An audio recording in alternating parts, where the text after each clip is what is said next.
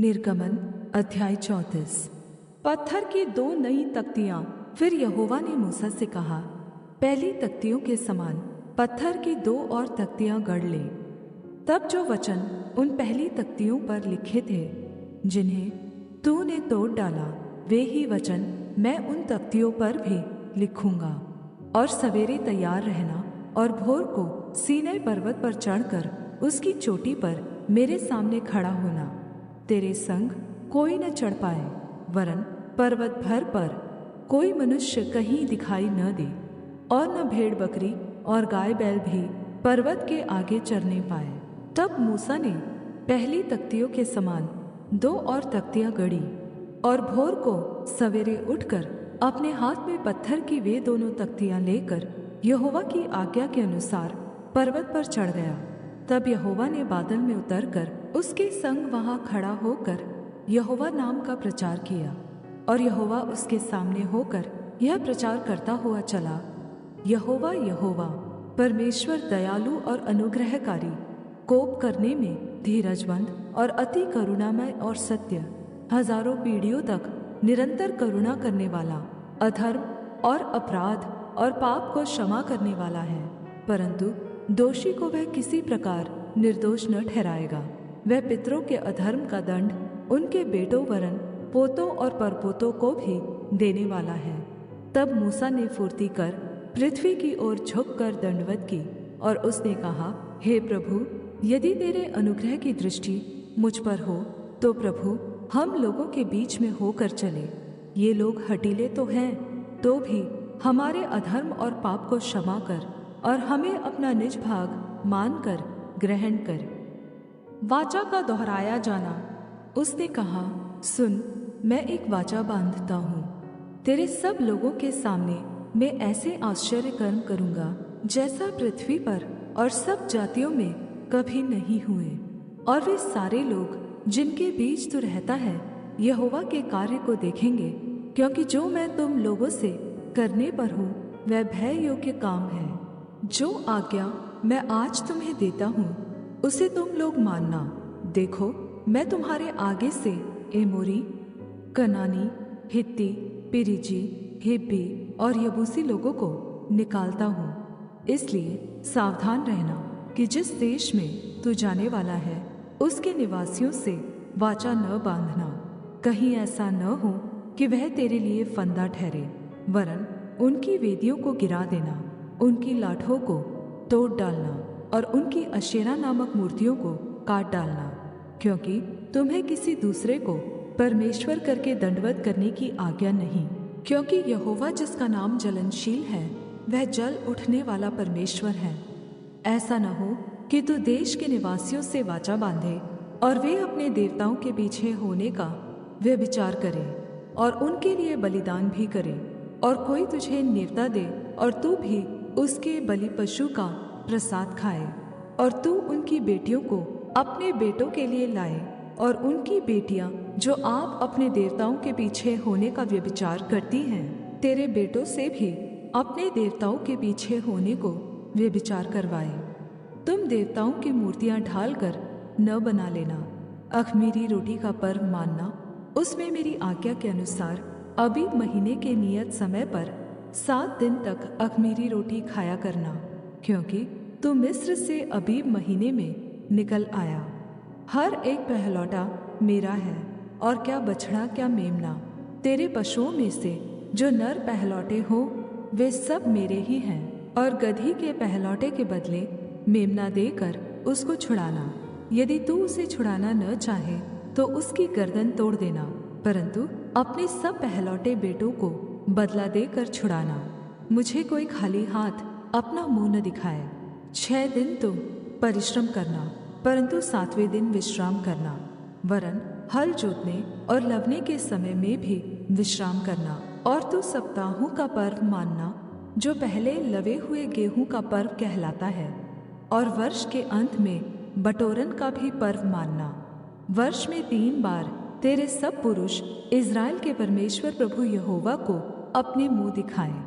मैं तो अन्य जातियों को तेरे आगे से निकालकर तेरी सीमाओं को बढ़ाऊंगा, और जब तू अपने परमेश्वर यहोवा को अपना मुंह दिखाने के लिए पर्व में 3 बार आया करे, तब कोई तेरी भूमि का लालच न करेगा।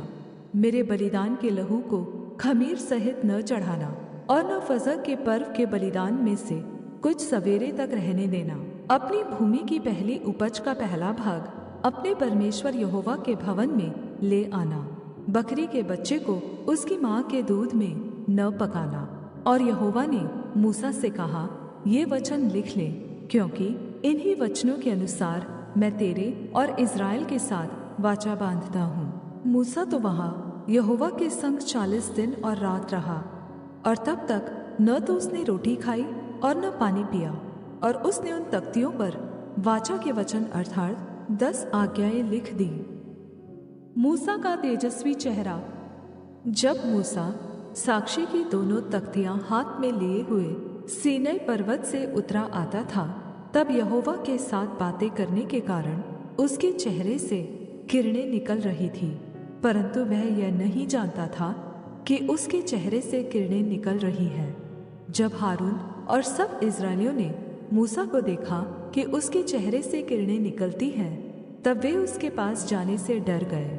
तब मूसा ने उनको बुलाया और हारून मंडली के सारे प्रधानों समेत उसके पास आया, और मूसा उनसे बातें करने लगा। इसके बाद सब इस्राएली पास आए, और जितनी आज्ञाएं यहोवा ने सीनै पर्वत पर उसके साथ बात करने के समय दी थी, वे सब उसने उन्हें बताई। जब तक मूसा उनसे बात न कर चुका, तब तक अपने मुंह पर ओढ़ना डाले रहा। और जब जब मूसा भीतर यहोवा से बात करने को उसके सामने जाता, तब तब वह उस ओढ़नी को निकलते समय तक उतारे हुए रहता था। फिर बाहर आकर जो जो आज्ञा उसे मिलती उन्हें इस्राएलियों से कह देता था। इस्राएली मूसा का चेहरा देखते थे कि उससे किरणें निकलती हैं, और जब तक वह यहोवा से बात करने को भीतर न जाता, तब तक वह उस ओढ़नी को डाले रहता था। निर्गमन अध्याय 35। सबत के नियम। मूसा ने इस्राएलियों की सारी मंडली इकट्ठा करके उनसे कहा, जिन कामों के करने की आज्ञा यहोवा ने दी है वे ये हैं। 6 दिन तो कामकाज किया जाए, परंतु 7वां दिन तुम्हारे लिए पवित्र और यहोवा के लिए पवित्र विश्राम का दिन ठहरे। उसमें जो कोई कामकाज करे वह मार डाला जाए, वरन विश्राम के दिन तुम अपने अपने घरों में आग तक न जलाना। पवित्र तंबू के लिए भेंट। फिर मूसा ने इस्राएलियों की सारी मंडली से कहा, जिस बात की आज्ञा यहोवा ने दी है वह यह है, तुम्हारे पास से यहोवा के लिए भेंट ली जाए, अर्थात जितने अपनी इच्छा से देना चाहे वे यहोवा की भेंट करके ये वस्तुएं ले आए, अर्थात सोना, रूपा, पीतल, नीले, बैंगनी और लाल रंग का कपड़ा, सूक्ष्म सनी का कपड़ा, बकरी का बाल, लाल रंग से रंगी हुई मेढ़ों की खालें, सुइयों की खालें, बबूल की लकड़ी, उजियाला देने के लिए तेल, अभिषेक का तेल और धूप के लिए सुगंध द्रव्य। फिर एपोद और चपरास के लिए सुलैमानी मणि और जड़ने के लिए मणि। तुम में से जितनों के हृदय में बुद्धि का प्रकाश है वे सब आकर जिस जिस वस्तु की आज्ञा यहोवा ने दी है वे सब बनाए, अर्थात तंबू और आवरण समेत निवास और उसकी घुंडी, तख्ते, बेड़े, खंबे और कुर्सियां। फिर डंडों समेत संदूक और प्रायश्चित का ढकना और बीच वाला पर्दा, डंडों और सब सामान समेत मेज और भेंट की रोटियां, सामान और दीपकों समेत उजियाला देने वाला दीवट और उजियाला देने के लिए तेल, डंडों समेत धूप वेदी, अभिषेक का तेल, सुगंधित धूप और निवास के द्वार का पर्दा, पीतल की झंझीरी, डंडों आदि सारे सामान समेत होम वेदी पाए समेत हौदी, खम्भों और उनकी कुर्सियों समेत आंगन के पर्दे और आंगन के द्वार के पर्दे, निवास और आंगन दोनों के खूंटे और डोरियां, पवित्र स्थान में सेवा टहल करने के लिए काढ़े हुए वस्त्र और याजक का काम करने के लिए हारून याजक के पवित्र वस्त्र और उसके पुत्रों के वस्त्र भी। लोगों द्वारा भेंट लेना। तब इस्राएलियों की सारी मंडली मूसा के सामने से लौट गई, और जितनों को उत्साह हुआ और जितनों के मन में ऐसी इच्छा उत्पन्न हुई थी वे मिलाप वाले तंबू के काम करने और उसकी सारी सेवकाई और पवित्र वस्त्रों के बनाने के लिए यहोवा की भेंट ले आने लगे। क्या स्त्री क्या पुरुष जितनों के मन में ऐसी इच्छा उत्पन्न हुई थी, वे सब जुगनू, नथनी, मुंदरी और कंगन आदि सोने के गहने ले आने लगे। इस भांति जितने मनुष्य यहोवा के लिए सोने की भेंट के देने वाले थे, वे सब उनको ले आए।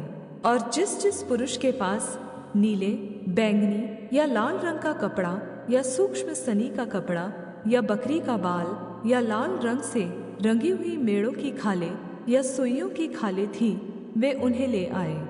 फिर जितने चांदी या पीतल की भेंट के देने वाले थे, वे यहोवा के लिए वैसी भेंट ले आए। और जिस जिस के पास सेवकाई के किसी काम के लिए बबूल की लकड़ी थी, वे उसे ले आए। और जितनी स्त्रियों के हृदय में बुद्धि का प्रकाश था, वे अपने हाथों से सूत काट काट कर नीले, बैंगनी और लाल रंग के और सूक्ष्म सनी के काते हुए सूत को ले आई। और जितनी स्त्रियों के मन में ऐसी बुद्धि का प्रकाश था, उन्होंने बकरी के बाल भी काते। और प्रधान लोग एपोद और चपरास के लिए सुलैमानी मणि और जड़ने के लिए मणि और उजियाला देने और अभिषेक और धूप के सुगंध द्रव्य और तेल ले आए।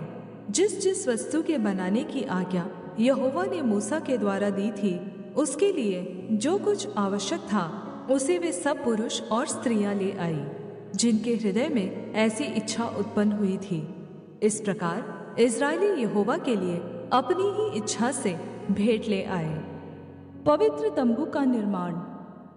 तब मूसा ने इस्राएलियों से कहा, सुनो, यहोवा ने यहूदा के गोत्र वाले बसलेल को, जो उरी का पुत्र और हूर का पोता है, नाम लेकर बुलाया है। और उसने उसको परमेश्वर के आत्मा से ऐसा परिपूर्ण किया है कि सब प्रकार की बनावट के लिए उसको ऐसी बुद्धि, समझ और ज्ञान मिला है कि वह कारीगरी की युक्तियां निकालकर सोने, चांदी और पीतल में और जड़ने के लिए मणि काटने में और लकड़ी पर नक्काशी करने में, वरन बुद्धि से सब भांति की निकाली हुई बनावट में काम कर सके।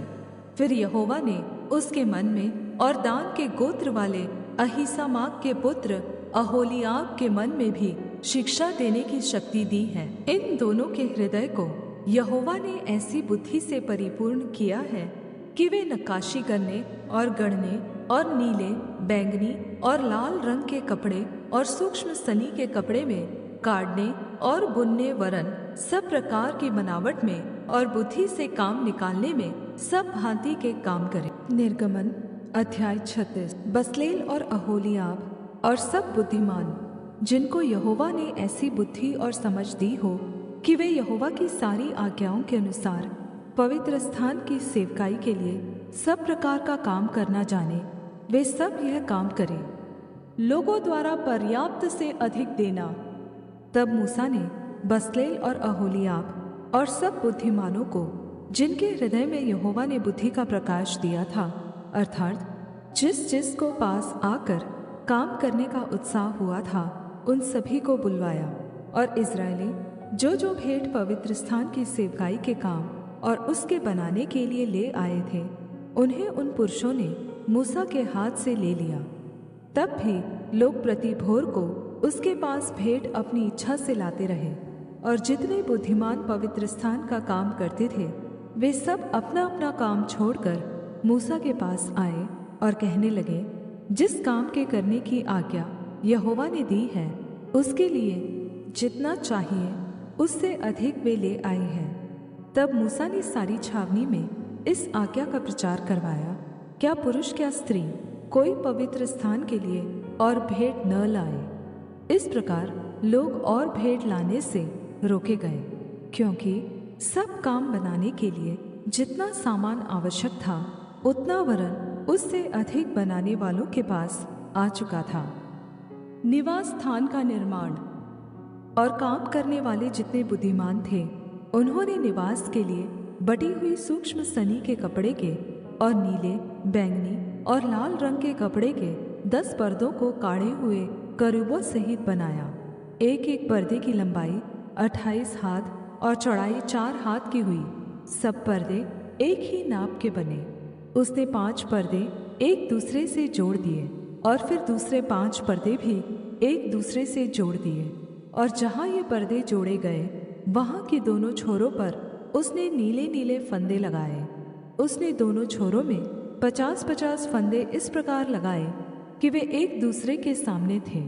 और उसने सोने की 50 अंकड़े बनाए और उनके द्वारा पर्दों को एक दूसरे से ऐसा जोड़ा कि निवास मिलकर एक हो गया। फिर निवास के ऊपर के तंबू के लिए उसने बकरी के बाल के 11 पर्दे बनाए। एक एक पर्दे की लंबाई 30 हाथ और चौड़ाई 4 हाथ की हुई, और 11 पर्दे एक ही नाप के थे। इनमें से उसने 5 पर्दे अलग और 6 पर्दे अलग जोड़ दिए। और जहाँ दोनों जोड़े गए, वहाँ की छोरों में उसने 50-50 फंदे लगाए। और उसने तंबू के जोड़ने के लिए पीतल की 50 अंकड़े भी बनाए, जिससे वह एक हो जाए।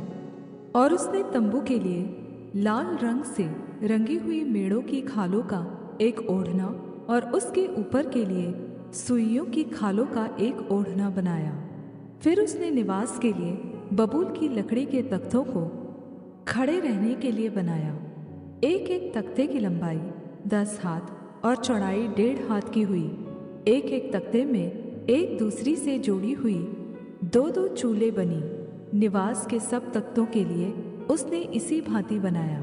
और उसने निवास के लिए तख्तों को इस रीति से बनाया कि दक्षिण की ओर 20 तख्ते लगे, और इन 20 तख्तों के नीचे चांदी की 40 कुर्सियां, अर्थात एक एक तख्ते के नीचे उसकी 2 चूलों के लिए उसने 2 कुर्सियां बनाई। और निवास की दूसरी ओर अर्थात उत्तर की ओर के लिए भी उसने 20 तख्ते बनाए, और इनके लिए भी उसने चांदी की 40 कुर्सियां, अर्थात एक एक तख्ते के नीचे 2-2 कुर्सियां बनाई। और निवास की पिछली ओर अर्थात पश्चिम ओर के लिए उसने 6 तख्ते बनाए। और पिछले भाग में निवास के कोनों के लिए उसने 2 तख्ते बनाए, और वे नीचे से 2-2 भाग के बने, और दोनों भाग ऊपर के सिरे तक एक एक कड़े में मिलाए गए। उसने उन दोनों तख्तों का आकार ऐसा ही बनाया। इस प्रकार 8 तख्ते हुए, और उनकी चांदी की 16 कुर्सियां हुई, अर्थात एक एक तख्ते के नीचे 2-2 कुर्सियां हुई। फिर उसने बबूल की लकड़ी के बेड़े बनाए, अर्थात निवास की एक ओर के तख्तों के लिए 5 बेड़े, और निवास की दूसरी ओर के तख्तों के लिए 5 बेड़े, और निवास का जो किनारा पश्चिम की ओर पिछले भाग में था, उसके लिए भी 5 बेड़े बनाए। और उसने बीच वाले बेड़े को तख्तों के मध्य में तंबू के एक सिरे से दूसरे सिरे तक पहुंचने के लिए बनाया। और तख्तों को उसने सोने से मढ़ा, और बेड़ों के घर को काम देने वाले कड़ों को सोने के बनाया, और बेड़ों को भी सोने से मढ़ा। फिर उसने नीले, बैंगनी और लाल रंग के कपड़े का और बड़ी हुई सूक्ष्म सनी वाले कपड़े का बीच वाला पर्दा बनाया। वह कढ़ाई के काम किए हुए करूबों के साथ बना। और उसने उसके लिए बबूल के 4 खंभे बनाए, और उनको सोने से मढ़ा। उनकी घुंडियाँ सोने की बनी, और उसने उनके लिए चांदी की 4 कुर्सियां ढाली। उसने तंबू के द्वार के लिए भी नीले, बैंगनी और लाल रंग के कपड़े का और बड़ी हुई सूक्ष्म सनी के कपड़े का कढ़ाई का काम किया हुआ पर्दा बनाया। और उसने घुंडियों समेत उसके 5 खंभे भी बनाए, और उनके सिरों और जोड़ने की छड़ों को सोने से मढ़ा, और उनकी 5 कुर्सियां पीतल की बनाई। निर्गमन अध्याय 37। वाचा का संदूक बनाया जाना। फिर बसलेल ने बबूल की लकड़ी का संदूक बनाया। उसकी लंबाई 2.5 हाथ, चौड़ाई 1.5 हाथ और ऊंचाई 1.5 हाथ की थी। उसने उसको भीतर बाहर शुद्ध सोने से मढ़ा, और उसके चारों ओर सोने की बाड़ बनाई। और उसके चारों पायों पर लगाने को उसने सोने के 4 कड़े ढाले, 2 कड़े एक ओर और 2 कड़े दूसरी ओर लगे। फिर उसने बबूल के डंडे बनाए, और उन्हें सोने से मढ़ा, और उनको संदूक के दोनों ओर के कड़ों में डाला कि उनके बल संदूक उठाया जाए। फिर उसने शुद्ध सोने के प्रायश्चित वाले ढकने को बनाया। उसकी लंबाई 2.5 हाथ और चौड़ाई 1.5 हाथ की थी। और उसने सोना गढ़कर 2 करूब प्रायश्चित के ढकने के दोनों सिरों पर बनाए, एक करूब तो एक सिरे पर और दूसरा करूब दूसरे सिरे पर बना। उसने उनको प्रायश्चित के ढकने के साथ एक ही टुकड़े के दोनों सिरों पर बनाया, और करूबों के पंख ऊपर से फैले हुए बने, और उन पंखों से प्रायश्चित का ढकना ढपा हुआ बना, और उनके मुख आमने सामने और प्रायश्चित के ढकने की ओर किए हुए बने। पवित्र मेज का बनाया जाना। फिर उसने बबूल की लकड़ी की मेज को बनाया। उसकी लंबाई 2 हाथ, चौड़ाई 1 हाथ और ऊंचाई 1.5 हाथ की थी। और उसने उसको शुद्ध सोने से मढ़ा, और उसमें चारों ओर शुद्ध सोने की एक बाड़ बनाई। और उसने उसके लिए 4 अंगुल चौड़ी एक पटरी, और इस पटरी के लिए चारों ओर सोने की एक बाड़ बनाई। और उसने मेज के लिए सोने के 4 कड़े ढालकर उन चारों कोनों में लगाया, जो उसके चारों पायों पर थे। वे कड़े पटरी के पास मेज उठाने के डंडों के खानों का काम देने को बने। और उसने मेज उठाने के लिए डंडों को बबूल की लकड़ी के बनाया और सोने से मढ़ा। और उसने मेज पर का सामान अर्थात परात, धूपदान, कटोरे और उंडेलने के बर्तन सब शुद्ध सोने के बनाए। सोने की दीवट का बनाया जाना। फिर उसने शुद्ध सोना गढ़कर पाए और डंडी समेत दीवट को बनाया। उसके पुष्पकोश, गाढ़ और फूल सब एक ही टुकड़े के बने। और दीवट से निकली हुई 6 डालियां बनी, 3 डालियां तो उसकी एक ओर से और 3 डालियां उसकी दूसरी ओर से निकली हुई बनी। एक एक डाली में बादाम के फूल के सरीखे 3-3 पुष्पकोश, एक एक गांठ और एक एक फूल बना। दीवट से निकली हुई उन 6 डालियों का यही आकार हुआ। और दीवट की डंडी में बादाम के फूल के समान अपनी अपनी गांठ और फूल समेत 4 पुष्पकोश बने। और दीवट से निकली हुई 6 डालियां में से 2-2 डालियों के नीचे एक एक गांठ दीवट के साथ एक ही टुकड़े की बनी। गांठें और डालियां सब दीवट के साथ एक ही टुकड़े की बनी। सारा दीवट गढ़े हुए शुद्ध सोने का और एक ही टुकड़े का बना। और उसने दीवट के 7 दीपक और गुलतराश और गुलदान शुद्ध सोने के बनाए। उसने सारे सामान समेत दीवट को किक्कार भर सोने का बनाया। धूप वेदी का बनाया जाना। फिर उसने बबूल की लकड़ी की धूप वेदी भी बनाई। उसकी लंबाई 1 हाथ और चौड़ाई 1 हाथ की थी। वह चौकोर बनी और उसकी ऊंचाई 2 हाथ की थी। और उसके सींग उसके साथ बिना जोड़े के बने थे। ऊपर वाले पल्लों और चारों ओर के बाजुओं और सींगों समेत उसने उस वेदी को शुद्ध सोने से मढ़ा। और उसके चारों ओर सोने की एक बाड़ बनाई। और उस बाड़ के नीचे उसने दोनों पल्लों पर उसने सोने के 2 कड़े बनाए, जो उसके उठाने के डंडों के खानों का काम दे। और डंडों को उसने बबूल की लकड़ी का बनाया और सोने से मढ़ा। और उसने अभिषेक का पवित्र तेल और सुगंध द्रव्य का धूप गंधी की रीति के अनुसार बनाए।